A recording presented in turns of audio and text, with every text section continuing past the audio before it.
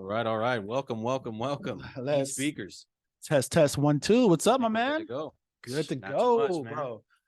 This is what episode we on? 3 for the year, season 2. Yes. Yeah.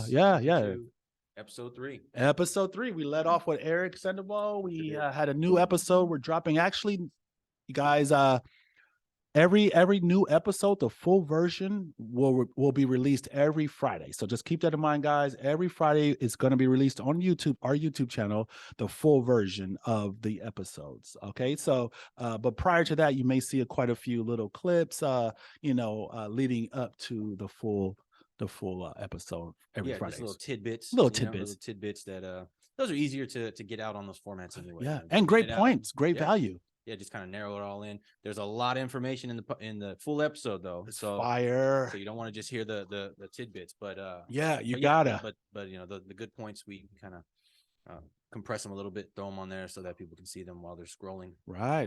Get them a little taste of get some of this heat and a little bit of taste of what's to come on Friday when we release the full version. So, speaking of which, man, we got a great episode today too, as well, man. Actually, today's Friday, so yeah.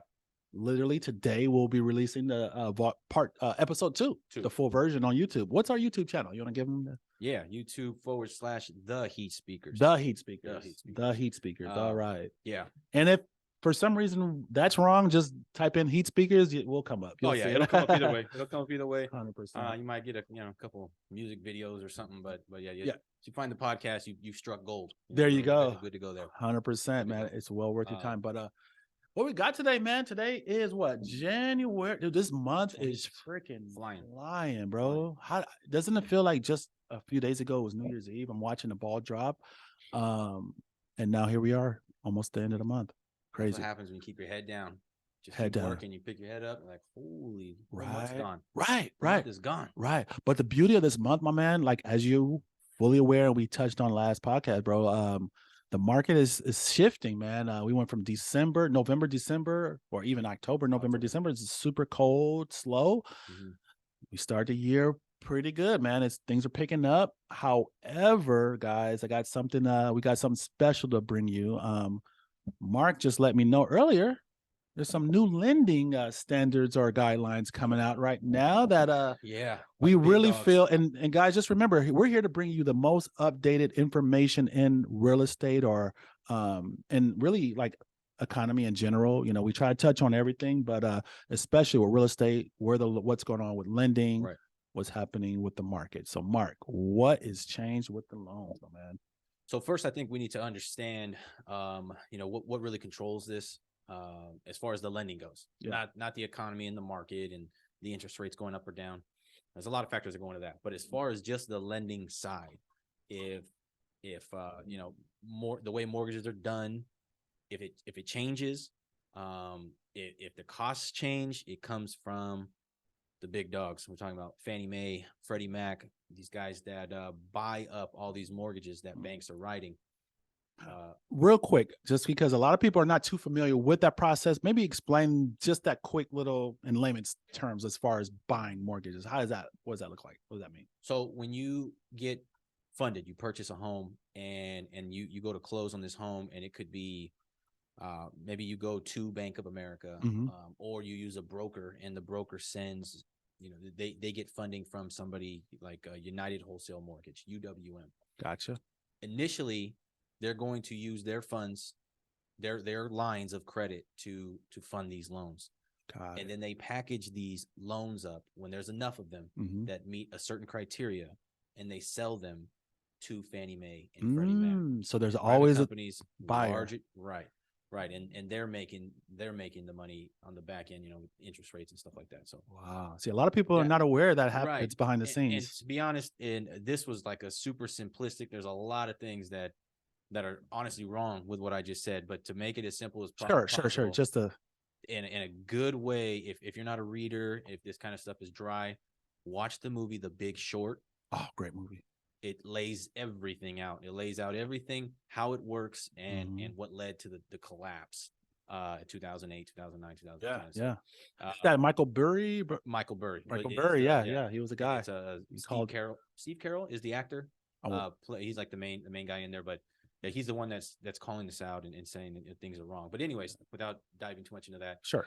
So Fannie Mae, Freddie Mac, they're at the top. They're pretty much laying out what they're going to accept when they purchase these things in bundles. Got it.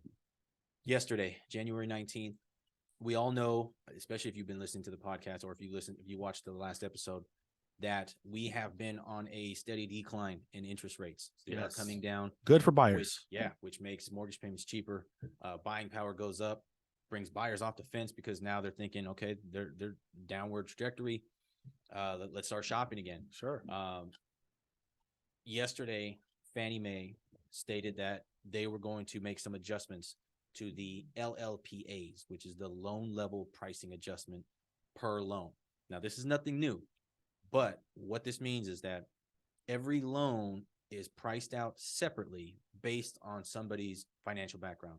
So you'll notice if you speak to somebody looking to purchase a home and you have a 650 credit score, that loan officer or that bank may tell you, well, we can help you, but if you can get your credit score up to 680, it'll be better for you. Or we have this program, or we have this interest rate. Right. That's because at different credit ratings, there's a different loan level price adjustment, meaning that it's cheaper or more expensive based on your on where your credit score is. So what Fannie Mae did yesterday was make more categories to make those adjustments to where that there were going to be increased fees per credit rating.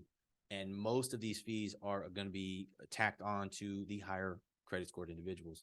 They're not as large in the lower credit scores. They are much higher. So before, it used to be if you had a 740 or above, anything above 740 was just really bragging rights. And we're talking about credit score here. Yeah. Now they've separated them. So if you have 740 to 759, you're in one pricing bucket. But if you're in 760, now you're above 740. And if you're at 780, now you're above 760 pricing bracket. And what this means is that the simplest way I can explain this is if you go to a supermarket and you go to buy toilet paper, and there's a bunch of different brands. Right. Some brands you can get more of for the same cost. Right. Makes sense. Yep. And you get your choice. Picture those toilet paper as the interest rates. Anybody with any credit score can get any interest rate, but it's going to cost more.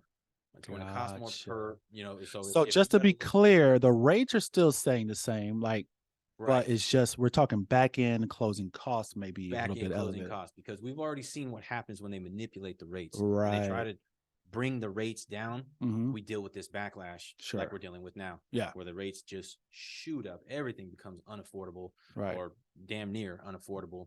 And we're talking about groceries and everything. Yeah. We see what happens when we manipulate the rate. So they're not necessarily manipulating the rate. Right. It's the cost that they're tying into the closing costs. So interest rates are not going up.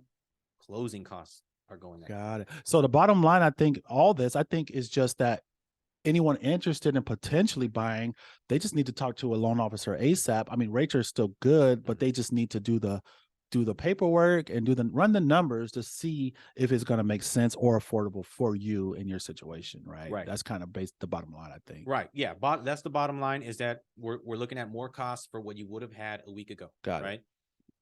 Now the solution is where does that cost difference come from? Right. It could come from more lender credit. Could come from sellers giving more seller credit. Gotcha. Realtor commission splits. Let me ask you this: is there a limit on how much the seller can credit? And the main thing that might spin people to believe that the interest rates are going up, is that the cost coverage could also come from saying, okay, well, instead of my 6.5, I'll take a 6.625. And it'll be the same cost as it was prior.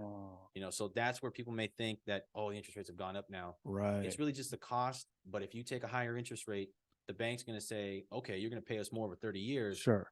We'll give you $1,500 in credit to wash out the cost that just went up.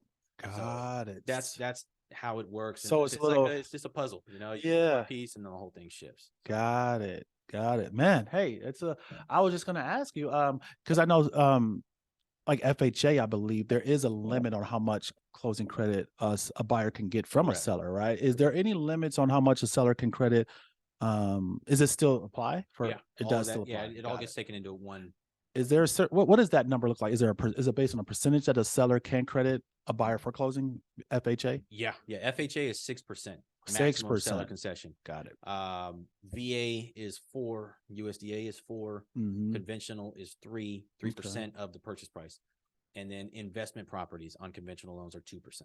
Got it. Now I could have mixed up a couple numbers there because nobody really hits those maxes anymore. Right. But if it's gonna happen, it's gonna happen in this market because we're getting a lot of seller concessions. So that might be something to really dial in. But I'm 99% positive 6 is FHA, 4% for VA and USDA, and then 3 for conventional. Gotcha. Is the max that a seller can say we're going to give this to help you buy down and pay down.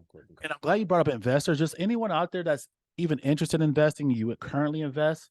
I mean, we do have there's a lot of good products for that, like hard money, but at the same time, reach out to us anytime because I got to throw this out there. Like we do come across off-market deals that are not listed, time to time. So, just hit us up, reach out, and we'll be happy to let you know what we have, potentially can work for you. Whether you're fixing, flipping, whether you're, keeping rentals or whatever, we can maybe help you find some off-market stuff. I just thought about that right now. Yeah, and kind of on that, hard money, if you're familiar with that at all, it's, pretty short-term, high interest rate.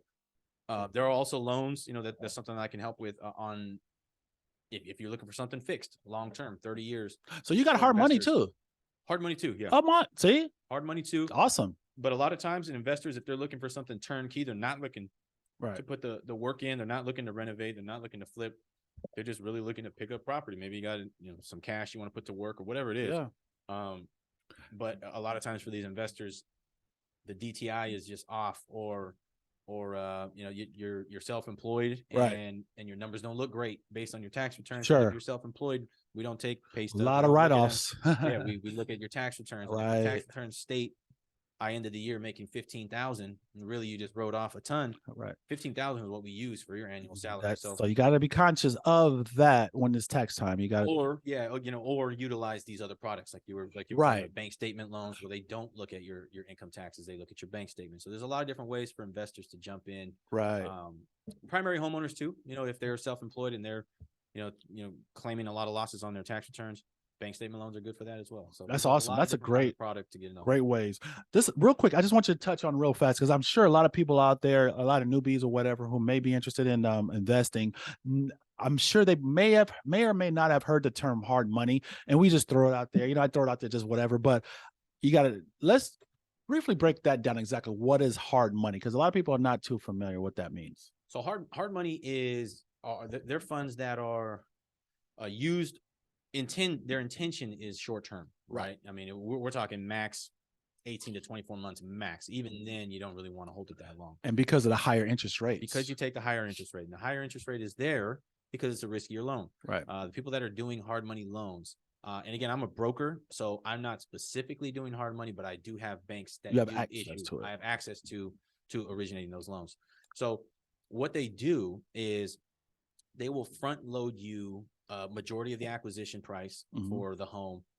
Oftentimes they'll include the renovation cost that it's going to be. If you're buying something undervalued that needs a lot of work, hard money makes it pretty easy for you. I know it's kind of weird that they call it hard money, but the requirements are actually not that difficult to qualify. Sure. But it will be heavily, if not 100% dependent upon the asset itself. So they're going to look at what you're using it for, what kind of experience you have, and they're going to determine whether or not this is a good investment for them. You're doing the legwork. They're providing the money. Think of them as like a rich, greedy uncle. Yeah. Okay? So they got the money. Loan shark or no? Yeah. Not quite a loan shark. Not quite. They're not going to come after you. They're not going to send shooters after hitman after you in case you don't pay back. But shoot out your credit and one of the things that they do is they hold the property that you're buying as collateral. So that's why they examine the property just in the event that it doesn't go according to plan, right? And you do default, they at least keep the property. You do not. And the great part of that, they can close fairly quick, like within like 2 weeks or whatever. Like 2 weeks or less. So yeah, the only people that know about the back end deal, the hard money, is the buyer and the person lending the money, the company lending the money, the broker lending the money. Those are the only two people. The seller is going to view this as a cash offer. Really? Close in 7 to 10 days with hard money. they'll have no idea, and they don't really need to know. Yeah, as long as the money's there. Yeah, they want 240. You're giving them 240. They have no idea that you plan on reselling this thing 6 to 8 months later for 400,000. They have no idea, and they just know that you're buying it, and that's it. So the terms are to be known by the buyer and the bank, and then the seller is just expecting, hey, you can close in 7 days. Right. They have no idea you got to get hard money, but the goal is to get in and out of that as quick as possible, because you have high interest rate, interest only payments, so you're not knocking down that at all. The goal is to sell that property or refinance out and pay them their money back. 100%. So. That's awesome. And also that just brought up something I just thought about. We have to do an episode, guys, because I know there's a lot of people interested in investing, how to make money in real estate. There's a lot of techniques and strategies in real estate, guys. There's some that where you don't really need any money at all. So I definitely want to at some point cover that in another show, because there's people here who should be aware that there's ways to make some good money in this business with just doing the foot. If you have the time, the sweat equity, and connections, with virtually not much money, you can make a career out of it, unlicensed as well, finding deals. So that's something else I'm gonna bring up on the next topic. But if anyone listening to this right now just really needs to know, contact me right now, inbox me, Mark, whatever. You break it down to you, but we'll definitely need to do a show about that. I mean, that's typically how it works. I mean, if you have the time to drive around and look for homes that are beat up, and track down who the owner is, and make calls to all of these people, and do a lot of this footwork, you can make a lot of money. You're probably not spending a good amount of your time making money, so you have the time, but not the funds. There are people who are exactly on the flip side, who are running businesses and have money to do this, and they don't have the time. They just don't have the time. So that's creating a symbiotic relationship there. You got all the time in the world, no money to buy the deal, do the deal. Right. They got all the money to do the deal. They don't have the time to find it. Exactly. You need to link up with those people, and you make this a joint venture. 100%. It's so much opportunity out there for guys. A lot of creative ways. And that's something we probably like another episode. We'll maybe even bring in someone that's actively so many people here in the investor wholesaling type of deal, and they can really go deep on that. But that is a technique, that is a strategy, I should say, that is could be lucrative to you guys, like a side hustle too, or full time. Oh yeah. I mean, that requires a lot of work, but it does. It's not as easy as they say, but the deal, once you find it, the rest is history. Like, once you find a good deal, the rest is just, man. And honestly, that's how I ended up here. That's how I ended up in real estate, was starting a side hustle through real estate investing. Great segue. Great segue. Yeah, it eventually became, now it's my full-time job. Sure. And I had a job that I was at for 10 years. I was corrections. I was in the department. So let's hear that. Let's dive into that, man. Let's talk about that. So you're in corrections, 10 years, boom. You're probably obviously not happy, whatever. What does it take? What did it take for you to work your way out? Because I'm sure there's a lot of people who listen to us, may have regular 9-to-5 jobs, hate it. They're just trying to find a way out, trying to find a side hustle. Let's give them some ideas of what they can do potentially to work their way out of that job into a career in investment, real estate, whatever. Right. So, okay. So for me, starting from the beginning, 2011, 2013, probation department, juvenile corrections. 2013 to 2020, I was at the sheriff's department for adult corrections. Okay.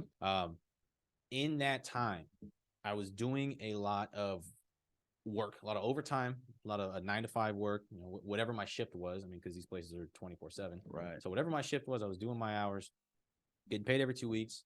I started doing a lot of overtime, and what I did with that overtime, and it sucked. Don't get me wrong, man. I to be honest, I don't even know why I was doing it. I just knew I needed to do it. Yeah. I was doing the overtime, paying off student loans, paying off credit cards that I ran up, paying off my vehicle, paying off, so I wanted to become debt free. That's all I wanted to do. No aspirations of doing anything else. When I hit that point, and at this time, I didn't even own a home. When I was like debt free, I was like 24, 25. But I was working so much, man. And it was like physical labor, I mean, you never know what kind of stuff you're going to get into there. Right. In that and field. you were living check to check pretty much, or were you doing, you're pretty, you're okay. Okay. Paying, bills on time, credit score was decent. Sure. I would put a little bit away, towards savings. So the outside person, working maybe when, you know, another job, maybe minimum wage, is like sitting back like, well, shoot, you had a great job, bro. Like, what, why the need to go for something else? You know, what was it that, you know, why did you want to go into another career for yourself? So great job, I think, is all perspective. Yeah. You know, because you ask anybody there, they're going to tell you they have a shitty job. Man, I tell you right now, man. I've never been surrounded by so many disgruntled employees, and It's rightfully negative, so. very I mean, negative. It's a negative environment, and that's what it breeds. And we're talking about law enforcement specifically, but you know, so great job. You know, anybody that's listening, if they just, you know, think that, oh, you had a great job, that's how you got out. Because there's a lot of people that live paycheck to paycheck there, right? So it's all a matter of perspective. I was one of them when I was there. Yeah. So for me, it was you know, I just wanted to pay off my debts, and I would save a little bit, not a lot. And, you know, it made me feel good enough that I was putting something away, and then I would spend the rest down to zero until I get paid, you know? So I had the saving, you know, just a little bit every single time, you know. That's awesome. You're able to save a little bit here. 1 to 2% of my check, just kind of put it away. And that requires a lot of discipline, right? So guys, take a little note, man. This is one little way, you know, we all say we don't have extra money, but truthfully we do. It's just a matter of what we choose to spend it on, right? Instead of going out, maybe buying the new J's or the new whatever, new outfit, maybe, you know, tuck a little bit just to the side, a little fun. Even if it's just like $50, $100, you know, every check, just put that in an account and act like it's not even there. You know, maybe you might not need the latest game or the latest whatever, the latest iPhone, right? Or just whatever. It's so I was already kind of on that. But I mean, I got real serious about it later, you know, and when that happened is when I started looking into, and we're talking about, you know, 26, 27 years old. So this was, you know, 2016, 2017. Right. I started looking into, I found out I was having my son. We were pregnant with our son. And that was just like, I was like, whoa, you know, I can't do this. I'm working a lot of overtime. I'm putting money away, but it's not enough for another human being. Right. You know, like I need to do more. I need to save more. I need to make more. But I want to be home. I want to be home with the kid, you know? So I started going this route, and I started, you know, asking what else is out there. How do I get there? And I came across a lot of different things, you know, how to better budget my money, investing, just period.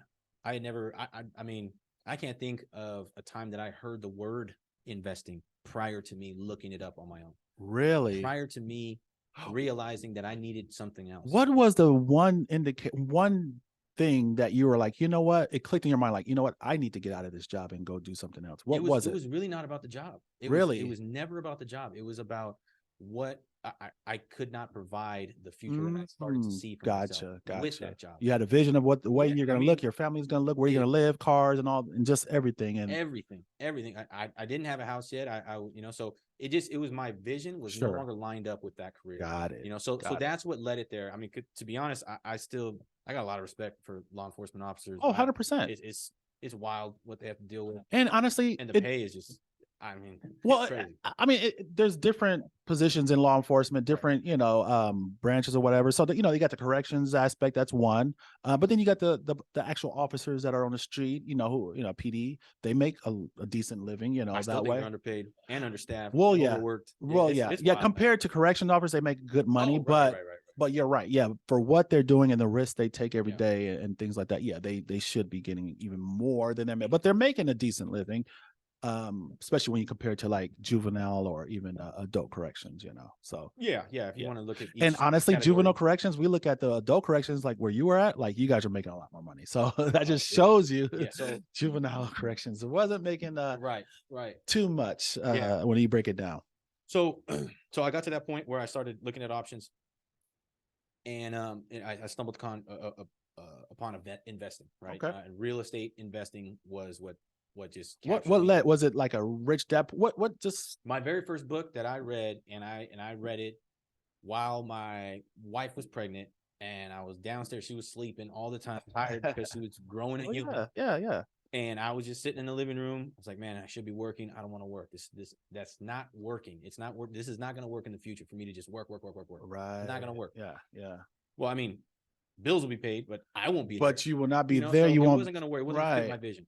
So the very first book that I bought and started to read, which kind of laid it all out, a good foundation, was Tony Robbins' Master the Money. Tony Robbins Master. I have Tony not read Robbins. that. Is that? I want to say there's a 7 in the title. It might be like 7 steps to master the money or something like that. Tony Robbins. It's a Tony Robbins book. Okay. And in there, now mastering the money is about way more than investing, because before you can even get there, you need to put yourself in a position to be able to invest, to be able to purchase your home. That's right? it. So this book laid it all out. It showed me that there were other avenues, but once I was done with that book, I knew I was not going to touch chapter 4 through 7 for a while. I had work to do. That's smart. Right? I had work to do. Taking a little by little, step by step. So first thing I did was sign myself up for crazy amounts of overtime.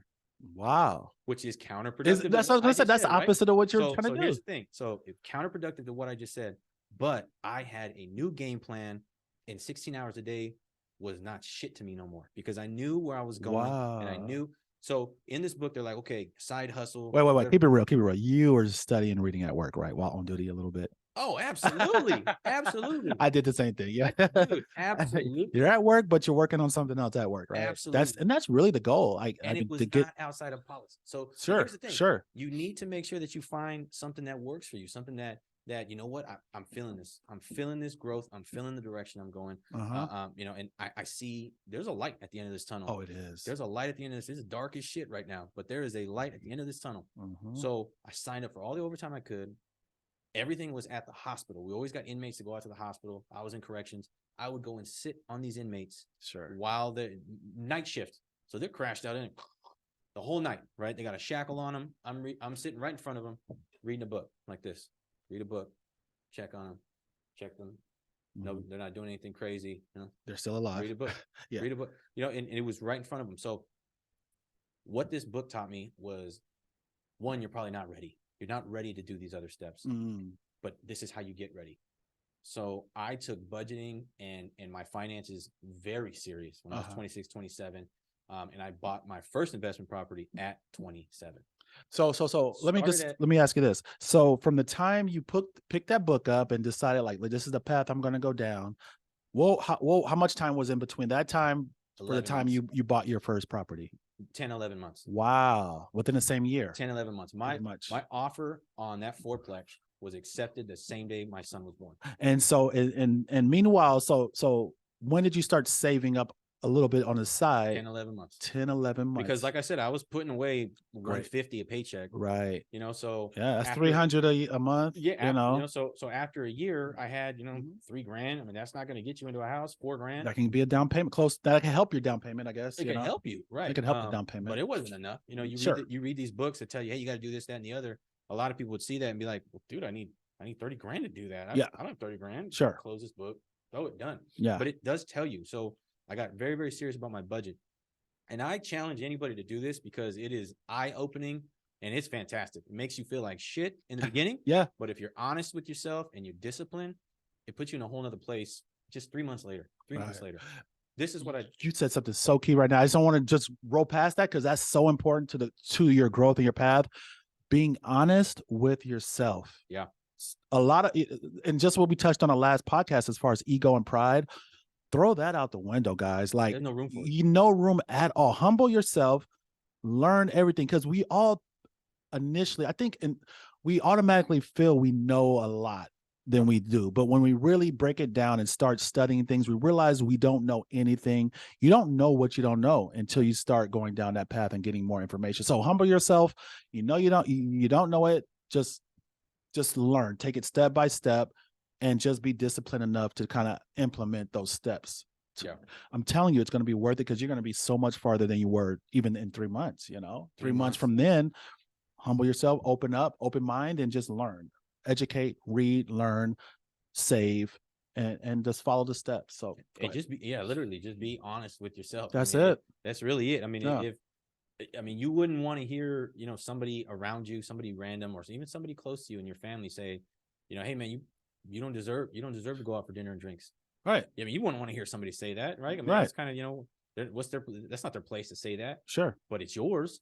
You should be saying that to yourself. Right. And when you get serious about this, you should be able to say that to yourself. Like, I can't afford that. And honestly, just because the money's there doesn't mean you can afford it. Like, you can't afford it. Like, yeah.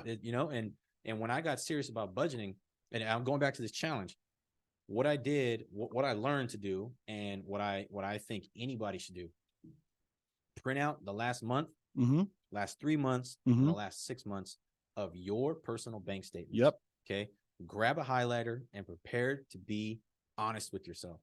Prepared to feel like shit.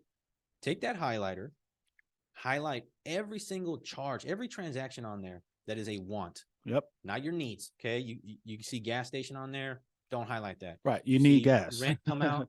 Don't highlight that. You need that. Okay. I mean, you see, grocery store, Winco, with Costco. Don't highlight that. Well, unless you got lamb chops, you got, high end stuff, Paying less, and you're cooking it you at got the the house. caviar. I mean, just if you got high stuff that where you can kind of maybe get a lower brand of it, like I guarantee most people that are living paycheck to paycheck are not going to Costco buying that. Yeah, they're going to go buy the necessities. Sure, they're going to go buy McDonald's right after they're done grocery shopping. So, which is not a good thing. Highlighter, take your bank statements, highlight everything that's a want, and add it up. Okay, add it up for the past month, add it up for the past 3 months, add it up for the past 6 months. Yep. I'm not going to sit here and tell you to cut that out. Just eliminate it completely because it's a want and not a need. Because nobody can do that. Nobody wants to live that way, right? The whole goal is to be happy, and we want to be happier, but you can't in your position, right? Let alone buy and invest and think about Roth IRAs and their kids' college fund. You can't think about none of that. You can't even do what's right in front of you, right? Okay, so do all this highlighting, add it all up, and then see how much you're spending on wants. Yep. I'm not asking you to eliminate it. Cut it in half. Just 50%. Cut it down. Yeah. 50%, and then that. I don't have enough. I don't have the money. I don't make enough. My job sucks. All of that leaves because it's you. They're not swiping that card. It's you. Yep. Once you stop swiping that card or withdrawing that cash in that amount and then spending it elsewhere, once you stop doing that and just shovel it over to a savings account, shovel it over. Just shovel it right over until you have $1,000 in there. Yeah. When you have $1,000 in there, create a new savings account, not attached to that bank. Right. This is what I did. I did that bank statement thing, realized I was spending way more than I absolutely needed to. Majority of my expenses were all wants. Cut it in half. Still went out with the guys. Still had some nice dinners with my girl. It's still, I still treated her. She was having cravings, so she was pregnant. So there was more food in the fridge than we were used to, but it didn't matter because I was gearing myself for this, right? So I did that. Continue to put money aside. I had enough there for emergency funds. What I did after that was what this next book says. Okay. Is that there are accounts that will pay you more interest than the bank will. The majority of people leave all of their funds in their personal bank account, credit union, whatever it is. Yeah, we'll get 0.00002 or something like that. And they're lending it out to somebody else at 13%. Right. They're lending your money out. Yeah. You put your money in the bank account. Yeah, they're using it all those funds accumulated, and they issue out their auto loan for 13%. So they're making it. They're not paying you anything. So once you have immediate access of emergency fund, then you're going to take anything additional and get a high interest savings account. Majority of the time they're online. For me, I've had a Discover card forever. So I also have a Discover savings account. Discover savings account right now pays like 3.2%.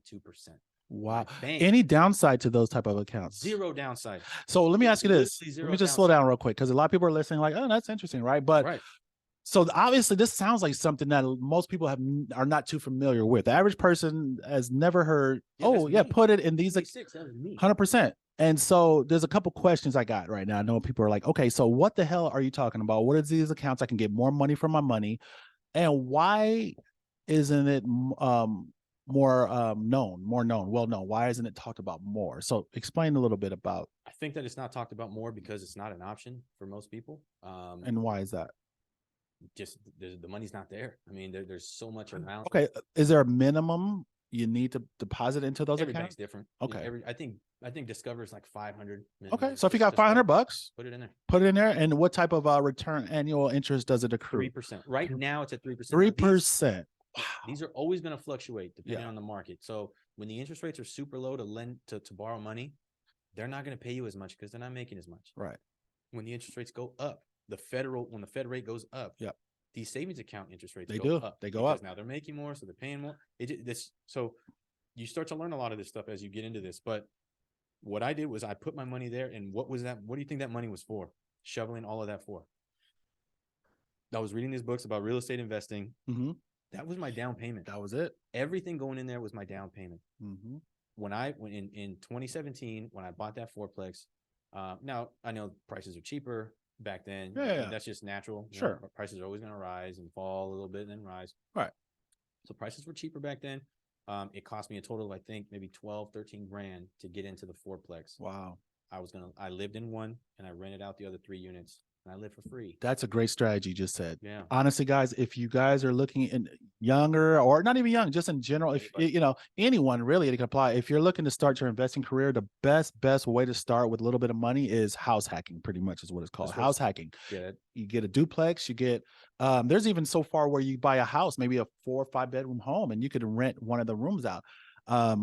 That may not be ideal for some families and things. Right. So maybe more like a duplex or a triplex where you live in one and rent the other ones, and that pays for your mortgage and a little something in your pocket. Mm-hmm. So great strategy. Yeah. Great strategy. So that's what I did. Stayed on my savings. It required more work. Mm-hmm. Now I would get off shift and have to go straight there and fix toilets, clear the branches that fell on roofs. But what did it do for your income and everything like that? Skyrocketed, dude. Yeah. Yeah. I mean, changes the game. Changes the game, man. And, you know, by the time I looked up, it was worth $30,000, $40,000 more. I was not paying it down. I owed less, but it wasn't coming out of my pocket. Right. You know, the tenants were paying. They're paying for it. And I bought that with an FHA loan. You only have to live in these things for a year. You know, when you buy a primary residence, you have to live in it for a year. After that year, my kid and my fiance at the time, she said, I'm done with this. Yeah. You know, let's get a single family home. So we moved to a single family home, which cleared that 4th unit. And I started renting all 4 of them out. Awesome. That mortgage note was like $1,600 and I was renting each one for $700 a pop. Oh my gosh. 28 gross. $1,600 mortgage. So every month you're walking away clearing what? Comfortably, more or less. Like I could spend was going to be like, you know, like $500-$600. Yeah. Which is, I used to do this all the time. How many hours of overtime is that for me? Right. I would take my hourly rate on overtime, divided by the 500 or 600. It was always a little bit different based on repairs and stuff. And don't get me wrong, that's just what I could, if I could get that and spend it if I wanted to. I wouldn't. There was also more than that because we're talking 2,800, 1,600. So it was actually 12, there's a big spread there. But there's a lot of that I automatically put away just in case. But that's the beauty of real estate, and it started by just education, just humbling, learning, taking yourself and doing the steps. And it started there. I was, you know, I didn't have 12,000, 13,000 for that. I had to save it up. Yeah. So that takes me back to, man, I hate this overtime. I'm doing it every day. I don't want to do it. Once I found out the plan, that was my second job. A lot of people will say, oh, you need more income. Go out and do this side hustle. My side hustle is overtime every day. Yeah. That was my side hustle. Yeah. There was clear extra income right in front of me every day. But I hated it at first. Then I had a vision, and then I loved it. Then you loved it. I loved it. Yeah. To the point where it got me the hell out. Well, that's the thing. You had a vision. You had a plan. You saw the end of the light, light at the end of the tunnel. So that's the thing that excites you. That's the same similar to, I think, any story, my story as well. Once you realize you know you have a path, a journey that you're going to go down, and this is only temporary. You know, a lot of this sacrifice stuff is just temporary. You know, a lot of the extra. I mean, savings happens all around, but that type of you know, cutting down, you know, things that you like, that's temporary. You might have to do it for a year, maybe even 2 years. However, once you work your way out to a better situation, and you know, you start doing better for yourself, then you can enjoy those type of things you loved before, right? But it's just taking that dedication, humbling yourself, getting the information, and just going through being disciplined. Absolutely. And taking those steps. So just keep and also it's going to motivate you too. You'll even like you'll want going to work wouldn't seem as bad because you already know that, look, I got a bigger plan. I'm on my path right now. This is temporary. Right. Made it fun. Yeah. Because you know there's something, you're working your way out of there. But when you have that, when you don't have that mindset, you're really not working on your way, there's really not much to look forward to. It's just like, dude, you know, I got to do this another 15 years, another 20 years, whatever, however much longer you got left on the job before retirement. So that's just a grim way of, it's kind of at least for me, it was like sad and depressing almost. It was like, I got to get out of here. I got to change up to do what I think I was really meant to do. So I mean, it's kind of tough, at least for me, because I don't want to say something like, that sounds bad, or or like demeaning, or anything like that, because there's plenty of people there that I still help to this day, and they like where they're at. They like that they can control their income with overtime. Yeah. They save it up, and then they use their additional funds to Sure. buy more property to retire more comfortably. But they want to do their whole 25, 30 years there. But they're still doing the same thing. They're saving up, hitting the overtime, putting it away. Boom, buy another property. Buy another property. Not buy a bigger car, or not not go just being smart. Yeah, not go to Hawaii and spend $7,000 on one 7-day trip or whatever. I don't even know what the cost is, but and you know what that a big just part, a mindset shift is for people who do that. Those type of people are looking for the future. They're seeing like, okay, when I get 50, right? When I get late 40s, when I get 50 plus, I don't want to be working super hard. I want to be comfortable. I want to be able to travel. I want to be able to buy stuff and do things. So when you have that mentality, that I think that's when it kicks into like, oh gosh, I got to do something now to set myself up for my later years. We can't have the mentality. A lot of us, we have that mentality like right now, we want it right now. And I mean, that quick, instant gratification. Like, oh man, I'm gonna go on these big extravagant trips. I'm gonna live it up while I'm young now. That's cool, but that goes away quick. And now 5-10 years later down the line, you're like, man, you haven't really moved forward and made a situation good for yourself, better for yourself once you retire or once you're later on, So I think it's just a mentality like, okay, 10 years from now, where do I want to be? You have to really vision yourself 10, 15 years from where you are today to see how you want to be, right? If you want to live lavish, after 50 or late 40s and be comfortable, it starts now, man. Start putting things in place now, make sacrifices now, because once that time goes fast. People, 20 years old, even 30, man, you think you got a bunch of time. Like that time goes so fast. A blink of an eye, you're going to wake up. You're like, shit, I'm 40 already. Damn. I need to do something. So I would just say, if you figure out what, I think the hardest part too is someone finding out the best path for them. Some people are not just don't like real estate, right? It's like, I don't do that. Yeah, exactly. So you just got to find that vehicle, whether, I don't know if it's stocks, but whatever path you choose, we just say, get all the information, research, learn, read books, make sure you talk to mentors before you really start going to, that to help you through your journey. That's all. Get some support, learn as much as you can, and just put those in play. Put those things in play. And if anybody on here thinks I read that one book and that was a wrap, and that was everything I needed to know, sadly mistaken. I still read plenty to this day. There's it never stops. There's never too much information out there. Just ultimately, and just got to decide what how you want to live in the future. And even more your future when you're gone. So right. And I'm sorry not to cut you off, but even just as important or more important is not just reading the books on what you're interested in, choosing the material that applies to your situation, to where you are right now. Like you said, you didn't, you just focused on just the first part of it. Like, okay, what do I need to do? What can I do right now just to get started? Okay. It starts with, okay, saving up. Okay. Actually looking at my bank statements, right? Finding out what am I spending money on to where I really don't need it. And it's just extra money that I could have saved. Right. So maybe starting there, but you want to take it step by step, read or get any information based on where you are now. You don't want to jump ahead, too far, because you'll get confused if you just get a bunch of information overwhelmed. That happened to me a lot. Yeah. You'll read everything from the beginning to the middle to the end. And then you'll be like, okay, after you're done with that, you'll be confused. You'll be overwhelmed because there's too much to retain. So what you do is you break it down, the information. You go find the information. Okay, I'm starting from ground zero. Say I'm interested in stocks. Okay.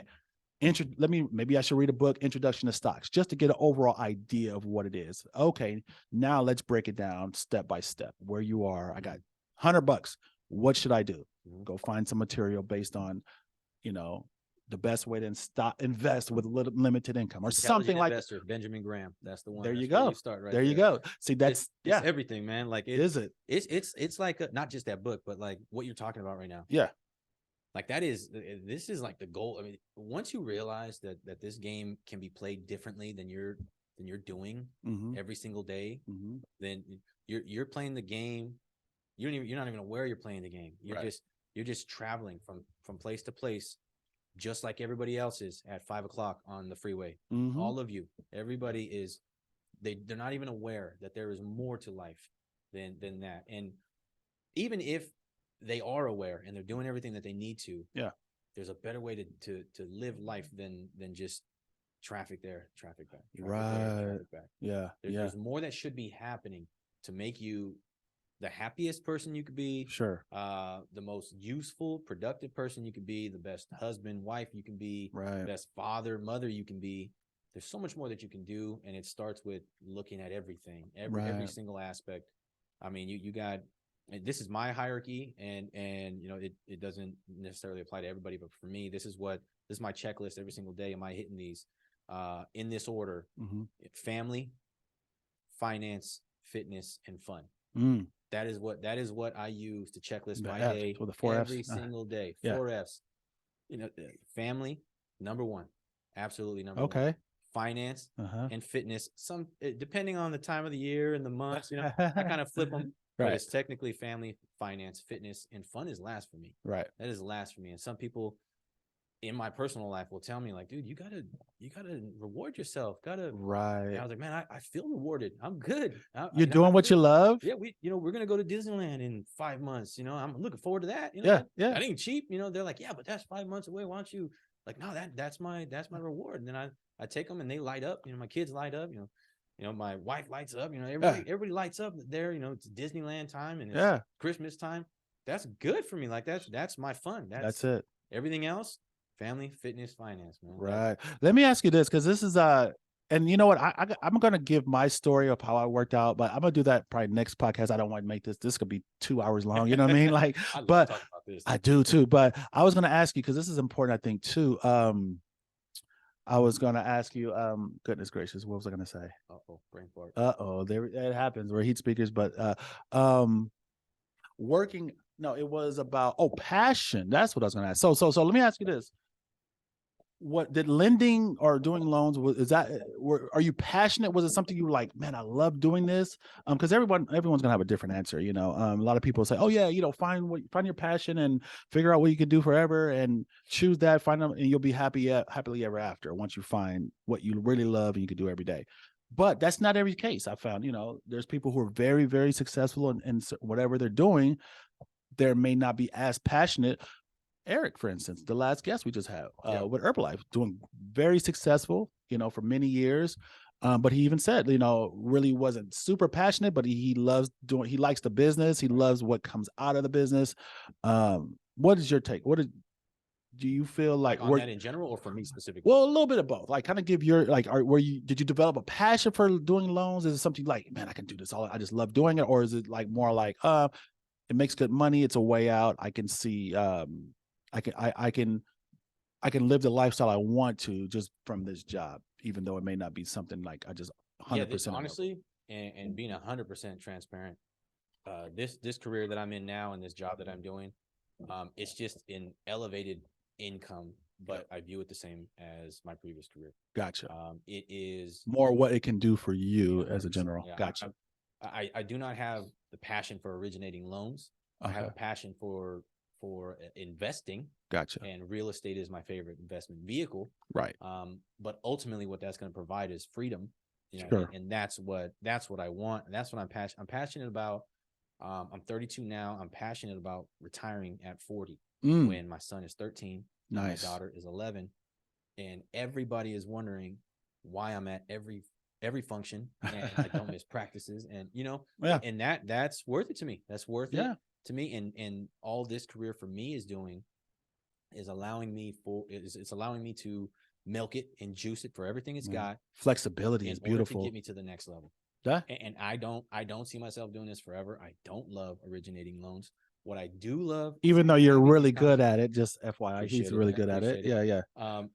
And any one of my clients, well, maybe not anyone, but most of them would tell you when we speak about whether they're buying a home, whether they're asking questions about improving their credit, it almost always comes out of me about what are your future plans for this property? Because I will always touch on, well, if you plan to make it a rental, you only have to be in here for a year, which may not have ever crossed their mind. but that's like my default setting now. Like, Right. what's next? What's next? What's next? What's next? Right. You know, so even this just gives me one, the income to pursue my own personal future. Right. And two, I'm in a capacity where I can help people visualize and realize that there is something else out there for them.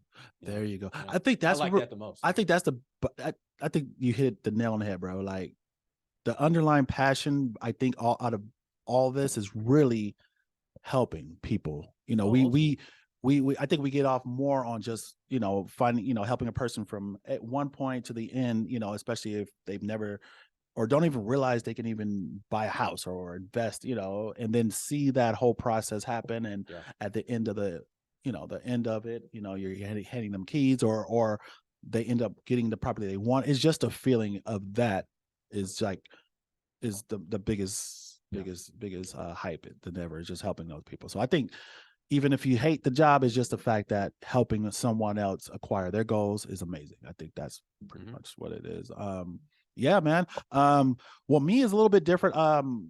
You know, I was with correction. I'm not going to get into my whole story of how I worked myself out because I don't want to, like I said, I don't want this podcast to be a whole nother hour, but really quick. I did eventually develop a passion for real estate. I think, you know, at the juvenile hall, whatever corrections I was working. Then when I really started looking into real estate, reading books and things like that, over time, I just became like kind of addicted to it, like just reading. I mean, I went crazy before I got into business. I mean, I'm reading everything about it, all type of investing, just anything real estate. I couldn't get enough of it, right? World, and you realize like, man, it is so many different avenues and things and within real estate and categories that you can choose to go into. And each one requires a different set of skills and a different set of really education and learning. So it's so much. So I kind of touched everything like from a bird's eye view when I first started. I'm like, I'm learning about this. Let me learn. And it's true. Like it confuses the heck out of you after a while. You're like, wait a minute, I get, you know, there's a lot I'm taking in. So then I realized I had to start narrowing down what I really want to pursue. Long story short, just fell in love with just real estate and helping people find homes. I love the investment side of it as well, and kind of like finding deals, off market deals for investors and you know, working, trying to get a little part in flips and things like that. It's cool. It was cool. Really love it. But ultimately I had to make a decision, which route to go 100% in. So I just went full speed into the realtor side and helping buy and sell, with an investment, you know, on a side business that I'm growing, that investment business. But that's really right now my story. But I love it, man. But I do see that there is a more better way of living per se, or should I say a more less hectic way. You know what I mean? Because, right, you know, when you're a realtor, you know, there's a lot goes into it, right? You're always on the go, you know, you're doing a lot, you know, doing this and that. But there is another way to, you know, the investment side, to where you can, you know, just kind of sit back and just make your money work for you. You know what I mean? I kind of like that ultimately, especially as you get older. But I do love the grind right now and work helping people get their homes and investors finding deals. So I love that right now. So and it's lucrative, like you said. I mean, the flexibility, the freedom. They say it's okay. So here's the thing, guys. Entrepreneurship, yeah, you do have a lot of freedom. However, if you want to make money and make a living, you're going to realize you're going to work harder than you did on your 9 to 5 period. You know, but if you love it and love the grind, it's a beautiful thing, because you can pick and choose when you want to work and how much you want to work. So it's all on you. You know, that's the beauty. We can wake up tomorrow and say, you know what, I'm gonna take the day off. I'm gonna go drive. You know, I'm gonna go to the coast for the next couple of days, and you could do that. Right? Don't have to call work. Hey, take days off and stuff like that. So that's the beauty. But on the flip side, you're gonna have to work, you know, to make your money. So, but yeah, I've gone to Vegas for a couple of my boys' bachelor parties, and I have my laptop with me. Yeah, that's it. So I mean, there's right. They're like, hey man, what the heck? And I'm like, I don't clock out. Like, I don't clock out. If somebody hits me up and something's going sideways, I'm not going to leave them on an island. 100%. They don't. I mean, regardless of what and they may understand. Sometimes I tell people like, hey, I'm going to be out of town for you know, a wedding or whatever. Yeah. And you know, some realtor partners or clients will be like, oh no, don't get back to me money. I'm like, no. Yeah, same thing, bro. I just told a client today. And if it's something not serious, I'll be like, okay, well, yeah, let me get that back to you on Monday. But if it's something like, oh no, it's okay. It's just, this, they're telling me I owe 7,000. I'm like, whoa, hold on. Let me pop this laptop out and help you out. So, but yeah, it's 24/7. It is. It can be right, but again, we can't choose to turn it off when we want. But just us, especially, I know a lot of us in the business, we love it, the grind. But at the end of the day, we pride ourselves with the service. We want to just provide great service and exceptional and be there for our clients. So we do take that extra step to where, I was on a cruise a couple months ago, a month or so. Remember, like 5 days, whatever. Wasn't sure how that was going to work out. I'm like, sheesh, I didn't have access to really too much internet or whatever. However, I have great supporting staff, and when the deal when you're out we there. closed the deal, right? And whenever I got service, I was, checking in, taking calls. I had some internet, but the phone service wasn't good. But so I was still doing some paperwork when I could. So that is a luxury and a beauty once you work to the point to where you're able to work for yourself. You can take work with you no matter where you are. So that's a great thing. On the flip side, the downside, I would say, guys, if you're thinking about entrepreneurship or anything, the only downside I would say, at least for me, is that the advantage, I guess I should say, if it's an advantage that a 9-to-5 person may have, is that when they're off duty, they're off duty. You know what I mean? Like, they're checking out. They don't have to think about anything, their weekends or their weekends. They're enjoying whatever, and then they come back Monday and back to work or whatever. When we're in our business, that could be around the clock, things pop up on a Saturday, on a Sunday, we can handle it, in which, good workers will handle it as they should. But so that's the only little thing, but I wouldn't trade it at all, bro. Like, not at all. It's not. Yeah. No, it's embedded in me now. I couldn't go. Yeah. I've only not been an employee for coming up on 3 years in July. It's 3 years? Not even 3 years yet? Not even 3 years. Gracious. As not an employee, because even when I was investing in real estate, I was still at the jail. So I had somewhere to be. I had to be somewhere for my schedule. So only not had somewhere to be and not have somebody telling me what to do and where to start and where to be. And it's only coming up on 3 years. But I don't think I could see myself going back. With the exception of maybe me building out a business. There's a couple of things that I'd like to do business wise. But we're talking about going back to like a job, clocking never in. Back no, I could never. I mean, like I said, if I have to, if these other business opportunities may require me to clock in and clock out, but it's mine business. Like I still want to be there, and it's something that it's by choice, right? It's by choice. It's not. It's not. They're telling me that I gotta. And then, at least for law enforcement, you pick your shift every year. So at the end of the year, you got to pick whatever's left, and now your schedule's changing to this, and you really don't have a say. So I don't ever see myself going back to that kind of lifestyle. Sure. But which again, like you said, back to your point, man. I mean, if you're working those jobs and you love it, hey, more power. You're the it's all good. And you can still you can't prepare for the future. And we're not knocking, like, just don't want people to get the wrong message. Like, we're not knocking out. We're just really talking to those that are on a 9 to 5 and they just really hate it. And they're like, shoot, what can I do to get out of this place? We're just kind of laying down a couple ideas and some examples of what you can do to get out, to work yourself out that way. And if anyone out there, just want more in detail, man, hit us up anytime.